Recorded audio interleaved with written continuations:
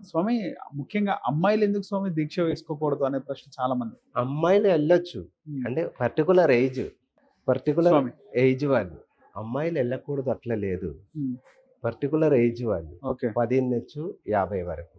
స్వామి. అంటే ఆ టైంలో ఉంటే వాళ్ళు వెళ్ళకూడదు తప్ప మిగతాందరూ వెళ్ళొచ్చు, దర్శనం చేసుకోవచ్చు. ఓకే. అంటే అప్పుడు వారు కష్టం స్వామి అంటే ఒకటి బ్రహ్మచారి కదా! అట్లా రావకూడదు తప్ప వేరే ఏం యవ్వనంగా ఉన్న లేదు. అమ్మాయిలు వాళ్ళు ఆ! ఒక ఏజ్ వచ్చే వరకు వెళ్ళకూడదు. వెళ్ళకు. ఆ 50 వరకు. 50 తర్వాత వారు మళ్ళీ వెళ్ళొచ్చు. తప్పేం లేదు. పర్టిక్యులర్ ఏజ్ ఉంటావాళ్ళు అక్కడ కొండ ఎక్కడం, దిగడం వారికి కష్టమే కదా! కానీ అయ్యప్ప స్వామి మాల నల్ల దుస్తులతో వేసుకుంటారు కదా స్వామి. ఆ! వేరే ఏ దేవుడి మాల అయినా కూడా మనకి ముఖ్యంగా ఈ ఆకుపచ్చ రంగు గాని, లేదా పసుపు రంగు మంగళకరం అంటారు. లేదా హనుమాన్‌కి సంబంధించినటువంటిది హ్మ్. ఆరెంజ్ కలర్‌లో దీక్షలేసుకుంటూ ఉంటారు. కానీ నల్లది దుస్తులు ఎందుకని? అంటే ఆ శనీశ్వరుడు. ఓకే. శనీశ్వరుడు గెలిచిన వ్యక్తి అయ్యప్ప స్వామి. హ్మ్.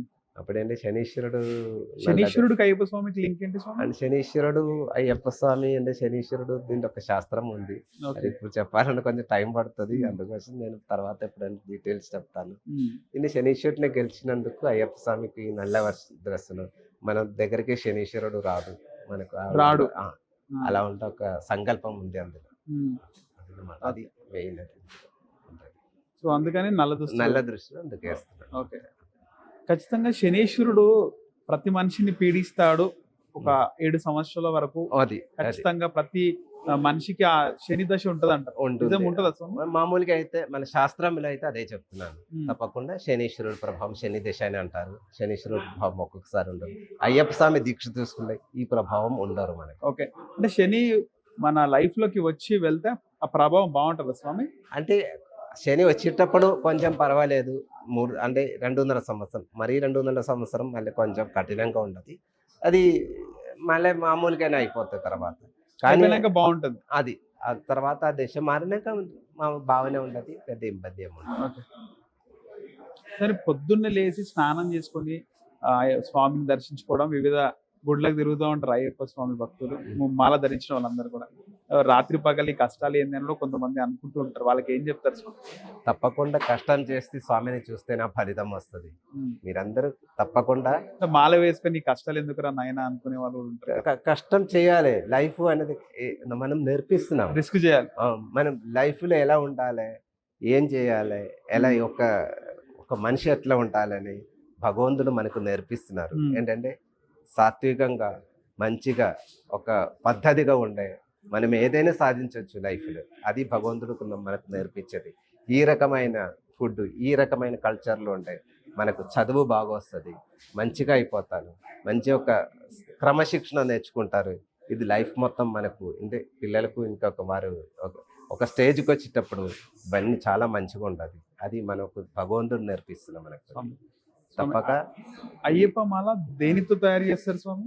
తులసి మాలతోటి చేయొచ్చు. తులసి రుద్రాక్షం మాలతో. కూడా చేయొచ్చు. తులసి అని మామూలుగా అందరూ ఎక్కువ వాడతారు. ఓకే. రుద్రాక్షం కూడా తప్పలేదులే. పవిత్రమైనది రుద్రాక్షం. ఓకే. సో, నెక్స్ట్ టైమ్ కూడా వేసుకునేటప్పుడు ఆ మాల యూజ్ చేసుకోవచ్చా ఈ స్వామి? తులసి మాలలు వాడుకోవచ్చు తప్పేం లేదు. హ్మ్. కానీ కొందరు పాడైతే ఫ్రెష్‌గా వేసుకుంటారు. అట్లాగా. అంటే ఈ 2 మాలలు ఎప్పుడైనా వేసుకోవచ్చు. తప్పేం లేదు. మళ్ళీ నెక్స్ట్ టైమ్ కూడా వేసుకోవచ్చు. వేసుకోవచ్చు. తప్పేం లేదు. స్వామి. తప్పేం లేదు. హ్మ్. ఒకవేళ మాల వేసుకున్నప్పుడు ఆ మాల కట్ అయినప్పుడు ఏమైనా దోషం అంటారా స్వామి? అంటే అది ఒక్కొక్కసారి తప్పొద్దులేండి. ఆ! జాగ్రత్త మనం మాల చూసుకొని అప్పుడు ఏం చేయాలి స్వామి? అంటే ఇంకా మార్కొని వేరొకటి ఇంకొకటి చేయాలి. స్వామి కొద్దిమంది అయ్యప్ప మాల స్టార్టింగ్‌లో వేసుకున్నప్పుడు తెలిసి తెలియక కొన్ని తప్పులు చేస్తారు.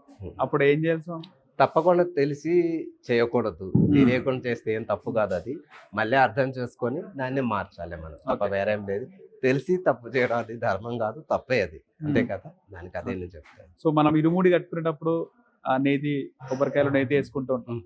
ఒకవేళ కొబ్బరి కుళ్ళిపోయిందనుకో స్వామి, ఆ! ఇరుముడి ఇప్పేటప్పుడు అది సహజం అండి. ఒక్కొక్కసారి తప్పొద్దులండి. జరుగుతుంది. లోపల ఏముండే మనకు తెలియదు కదా! హ్మ్. ఒక్కసారి సహజం. అది ప్రకృతి నియమాలు ఒక్కటే అది. మనం ఏం చేయలేం దాన్ని. అంతే కదా! స్వామి. దానికేం కాదు. ఇరుముడి ఇప్పిన తర్వాత ఏముంటది స్వామి ప్రాసెస్?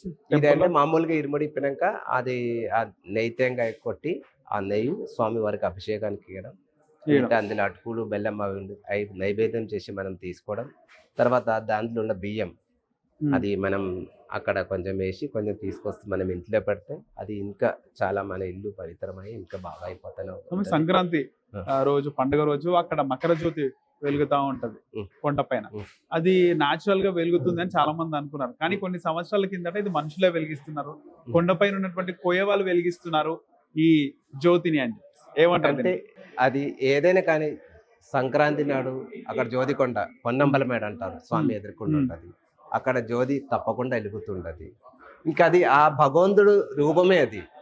అది ఇప్పుడు ఎవరు వెలిగించినా వెలిగకపోయినా ఆ జ్యోతి అయితే అక్కడ ఉంటుంది. అది తప్పక స్వామి భావమే అందులో ఉంటుంది. అంటే సంక్రాంతి సాయంత్రం 6:30-7 ప్రాంతంలోనే ఆ జ్యోతి వస్తుంది.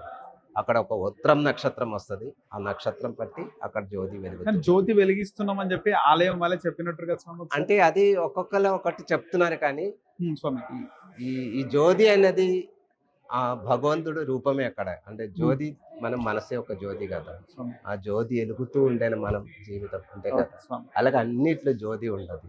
అలా ఉండే ఒక జ్యోతి అక్కడ ప్రకాశం ఉన్నప్పుడు ఏంటంటే అన్ని కనిపిస్తూ ఉంటుంది, చాలా బాగుంటుంది. మన లైఫ్లో ఒక ప్రకాశం ఉంటుంది, మనం ముందుకెళ్తాం తప్పక. అందుకోసం అది ఎప్పుడు వెలుగుతూ ఉండాలి. మన జీవితం అంతా ఒక జ్యోతిలాగా, ఈ సంక్రాంతిలాగా ప్రతిరోజు మన రూపంలో అయ్యప్ప స్వామి వెలుగుతూ ఉంటే మనం అన్ని పనులు అయిపోతుంది, మనం అన్ని సాధించవచ్చు మనకి. స్వామి ముఖ్యంగా అయ్యప్ప స్వామి నిత్య బ్రహ్మచారి అంటారు, ఉం. కానీ చాలా మంది మాల వేసుకుంటుంటారు కదా, అంటే ఆ 40 రోజులు బ్రహ్మచర్యం కోసం కదా మాల వేసుకుంటారు. తప్పకుండా బ్రహ్మచర్యంగా ఉండాలి, అది పాటించాలి. 40 అంటే స్వామి కొండే అంటే స్వామికి అన్ని రూపాలు ఉన్నాయి. ఇక్కడ శబరిలో బ్రహ్మచారి రూపం, స్వామి బ్రహ్మచారి రూపంలో ఉంటాక బ్రహ్మచారులు అక్కడికి వెళ్ళాలి. ఆ పవిత్రమైన బ్రహ్మచర్య దీక్ష చేసి, అది కఠినమైన దీక్ష అంటే వ్రతంతోటి చేసి నడిచి అక్కడ వెళ్ళేటప్పుడు స్వామివారిని చూస్తే అది అంటే మనలో ఉన్నాం అయ్యప్ప, అది అక్కడ స్వామివారి ఒక మెసేజ్.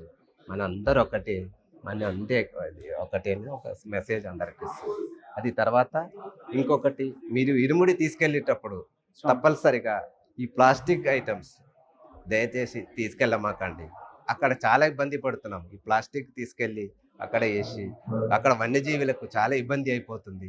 అది అది వారికి తెలియక తిని చాలా ఇబ్బంది పడుతున్నాము అక్కడ. అందుకోసం దయచేసి అందరూ ప్లాస్టిక్ మానేసేయండి. ఇంకొకటి, మనకి ఏది కావాలనో అది మాత్రం తీసుకెళ్ళండి. అక్కడ ఎక్కువ అవసరం లేదు, మనకి ఏది అవసరం ఉందో అది తప్పకుండా తీసుకెళ్ళండి. కాకుండా వస్తువులు అక్కడ తీసుకెళ్తే అది రేపు జనరేషన్, ఇవన్నీ ప్రకృతి ఉంటేనే మనం ఉంటాం కదా, ప్రకృతికి అంకితం అయి ఉండాలని మన కోరిక. స్వామి ఓకే స్వామి. స్వామి శరణం అందరికీ.